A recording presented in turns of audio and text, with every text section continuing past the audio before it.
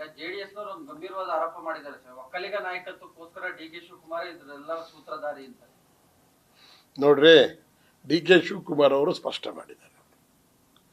ಡಿ.ಕೆ. ಶಿವಕುಮಾರ್ ನನ್ನನ್ನು ಈಗಾಗಲೇ ಕಾಂಗ್ರೆಸ್ ಪಾರ್ಟಿ ಸರ್ಕಾರ ಅಸ್ತಿತ್ವದಲ್ಲಿದೆ, 224 ಜನದಲ್ಲಿ 166 ಜನ ಕಾಂಗ್ರೆಸ್ನಲ್ಲಿ ಗೆದ್ದಿದ್ದಾರೆ. ಆ ಪಕ್ಷದ ಒಬ್ಬರು ಮುಖಂಡರಾಗಿ ಕಾಂಗ್ರೆಸ್ ಅಧ್ಯಕ್ಷರಾಗಿ ಕೆಲಸ ಮಾಡ್ತಾ ಇದ್ದಾರೆ. ಅವರು ಒಬ್ಬರಾಲೆ ಒಕ್ಕಲಿಗರ ಮುಖಂಡರಾಗಿ ರಾಜ್ಯಭಾರ ಮಾಡ್ತಾರೆ.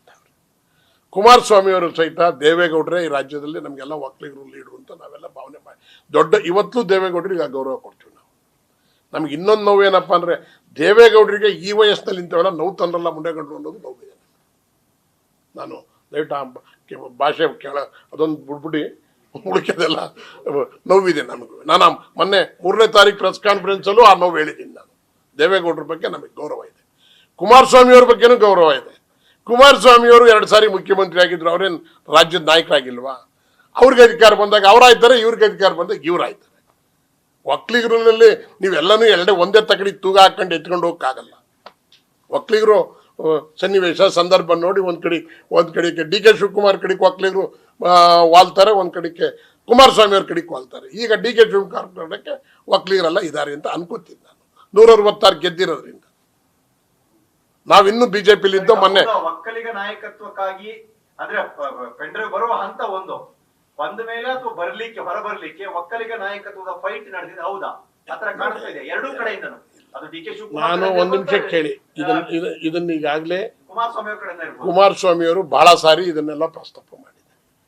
ಈ ಪೆನ್ ಡ್ರೈವ್ ಹಗರಣ ಬರೋದಕ್ಕಿಂತ ಮುಂಚೆಲೆ ಕುಮಾರಸ್ವಾಮಿಯವರು ಇದೆಲ್ಲ ಪ್ರಸ್ತಾಪ ಮಾಡಿದ್ದಾರೆ. ಒಕ್ಕಲಿಗರ ನಾಯಕ ಫೈಟ್ ಮಾಡ್ತಾವ್ರೆ.